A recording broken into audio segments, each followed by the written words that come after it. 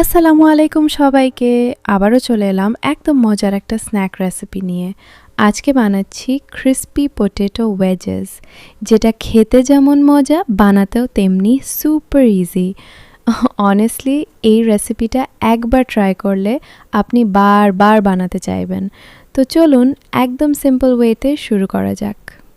তো ফার্স্টে এখানে নিয়েছি হচ্ছে কতগুলো আলু। একটা আলুর মধ্যে আমি ৮ ভাগে ভাগ করে নিয়েছি। দেখতেই পারছেন আমি কাজটাকে কিভাবে করে নিয়েছি।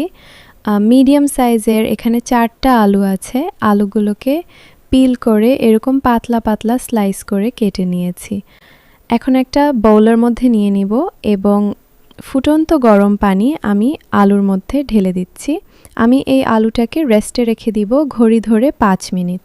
তো ৫ মিনিট পর দেখতেই পাচ্ছেন আলুর কিন্তু বেশ খানিকটা স্বচ্ছ কালার চলে এসেছে। আমি এই যে স্ট্রেনার দিয়ে আলুগুলোকে উঠিয়ে নিব, পানিটা একদম ছেঁকে নিয়েছি, ঠিক আছে। এখন আমি কতগুলো ইনগ্রিডিয়েন্টস অ্যাড করব। প্রথমেই দিয়ে দিচ্ছি লবণ, এখানে ১ চা চামচ মতো, লাল মরিচের গুঁড়া 1/2 চা চামচ, হলুদের গুঁড়া 1/2 চা চামচেরও একটু কম, 1/2 চা চামচ দিয়েছি চিলি ফ্লেক্স, 1/2 চা চামচ কালো গোলমরিচের গুঁড়া দিয়ে দিলাম, দিয়েছি 1 প্যাকেট ম্যাগি স্বাদে ম্যাজিক মশলা, কর্নফ্লাওয়ার দিয়েছি 2 টেবিল চামচ, আর সাথে একই পরিমাণ দিয়েছি এখানে বেসন।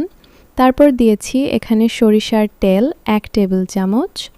আর একটু ফ্লেভারফুল করার জন্য এখানে আমি অরিগ্যানো আর বিট লবণ ব্যবহার করেছি। আপনারা চাইলে এগুলো স্কিপ করতে পারেন, মানে হাতের কাছে থাকলে ইউজ করবেন, আর যদি না থাকে তাহলে দেওয়ার দরকার নেই। এই পর্যায়ে সব কিছু উপকরণ হাতের সাহায্যে ভালোভাবে মিক্স করে নিচ্ছি। তো হয়ে গেছে, এখন এটা কিছু সময় রেস্টে থাক। অন্যদিকে তেল গরম করে এর মধ্যে ম্যারিনেট করে রাখা আলুগুলো ভেজে নিব। চুলার আঁচ মিডিয়াম লো রেখে একটু সময় নিয়ে আলুগুলোকে ভেজে নিতে হবে।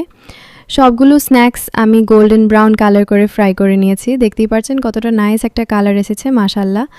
দেখতেই পাচ্ছেন golden brown crispy potato wedges একদম রেডি হয়ে গেছে। বাইরে ক্রাঞ্চি আর ভিতরে soft, just perfect snack with tea or coffee. So try this recipe at home, আর খেয়ে আমাকে জানাতে ভুলবেন না কেমন লাগলো। ইনশাআল্লাহ আবারও দেখা হবে নেক্সট ভিডিওতে। Till then take care and আল্লাহ হাফেজ।